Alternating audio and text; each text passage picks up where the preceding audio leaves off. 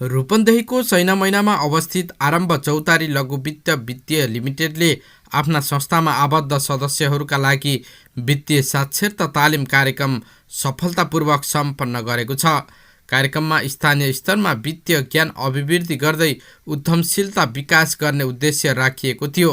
प्रमुख अतिथि सैनामैना नगरपालिकाका नगर प्रमुख फणिन्द्र प्रसाद शर्माले संस्थाले आर्थिक समस्या भोगिरहेका नागरिकहरूलाई लगानीको माध्यमबाट सहयोग पुर्याएकोमा धन्यवाद व्यक्त गर्नुभयो। उहाँले ऋण लिएपछि उपभोगमा मात्र सीमित नराखी उत्पादनशील क्षेत्रमा लगानी गर्न आग्रह गर्नुभयो।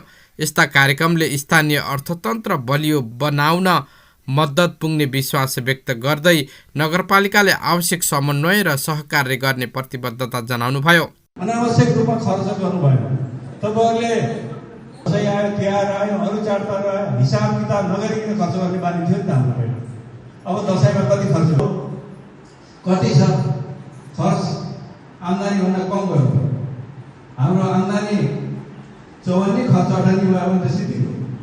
त्यसकारण आम्दानी 58 खर्च 54 गर्यो भने यो खर्चलाई घटाउँदै लिएर जान्छ। आवश्यक खर्चहरू मात्र गर्नु। सैनामैना नगरपालिका वडा नम्बर 4 का वडा अध्यक्ष रामप्रसाद अधिकारीले आरम्भ चौतारी लघु वित्तले आफ्नो वडासहित सम्पूर्ण आबद्ध सदस्यहरूको आवश्यकता अनुसार काम गर्दै आएको उल्लेख गर्नुभयो। उहाँले विशेष गरी उत्पादनमूलक सिप साना उद्यम स्वरोजगारका क्षेत्रमा लगानी बढाउन आग्रह गर्नुभयो। यसले स्थानीय स्तरमै रोजगारी सिर्जना भई आर्थिक सशक्तिकरणमा टेवा पुग्ने धारणा राख्नुभयो। साथै आगामी दिनमा अझ प्रभावकारी कार्यक्रम ल्याउन सुझाव दिनुभयो।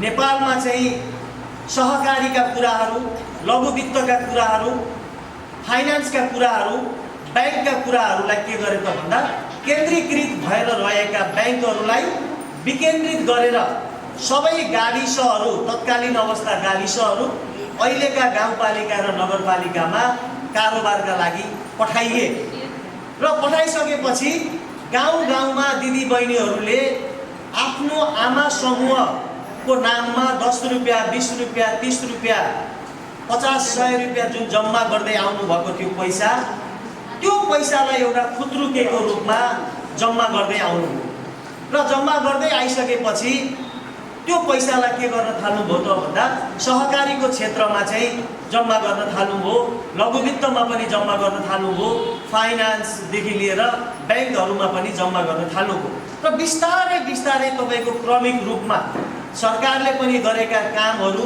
महिला सशक्तिकरणका कुराहरू, स्थानीय तह र वडाहरूले गरेका कामहरू, बैंक आज हामी जुन आरम्भ चौतारी जस्ता फाइनान्सहरू, यो चाहिँ लघुवित्त संस्थाहरूले गरेका अभिमुखीकरण कार्यक्रमहरूले गर्दा महिलाहरू बलियो हुँदै जानु।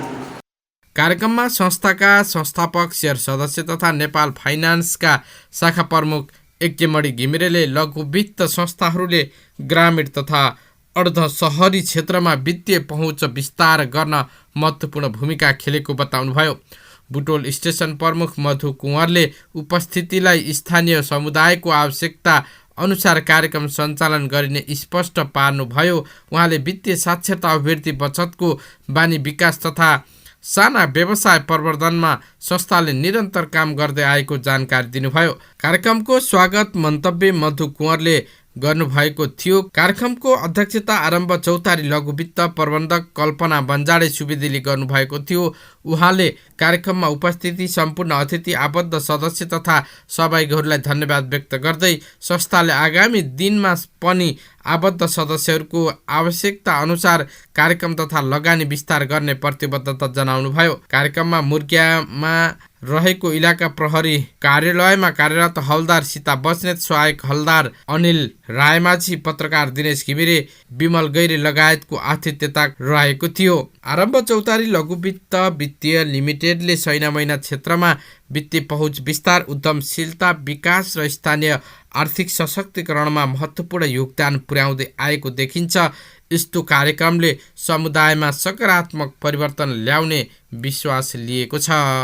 वित्तीय संस्था सम्बन्धी सरले भन्नुभयो, अहिलेको जम्मुसमा समयमा हाम्रो बचत लगानी विशेष गरी हामीले धेरै नै महत्त्वपूर्ण छ।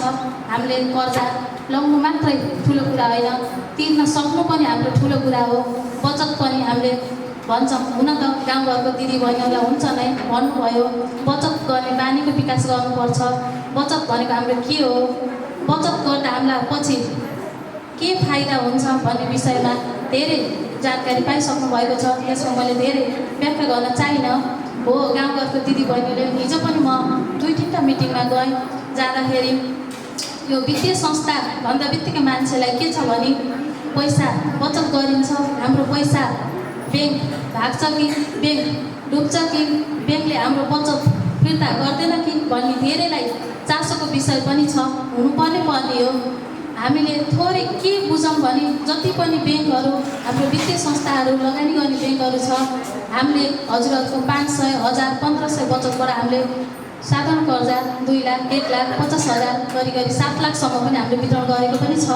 किनकि जति पनि आफ्नो बचत हामीले सङ्कलन गरेछौँ, हामीले लगानी गरिराखेका छौँ भने त्यो ब्याङ्क कहिले पनि भाग्दैन। हामी नेपाल राष्ट्र ब्याङ्कबाट घरवर्गको इजाजत पत्र पाएर हामीले खोलेको ब्याङ्क हो। हामीले गाउँघरको दिदीबहिनीहरू हामी राष्ट्र ब्याङ्कको नीतिभन्दा हामी बाहिर गएर चल्न सकिँदैन भन्नुहुन्छ। 7 लाख, 8 लाख, 10 लाखसम्म दिन मिल्छ कि भनेर, तर अघि भन्नुभयो सरले 15 लाखसम्म दिन मिल्ने लघुवित्तमा छ भनेर, तर 15 लाखसम्म चाहिँ बिना धितो लगानी होइन। धितोमा 7 लाखदेखि माथि, 7 लाखसम्म हामीले बिना धितो, 7 लाखदेखि माथि हामीले 15 लाखसम्म धितोमा हामीले लगानी गर्ने हो।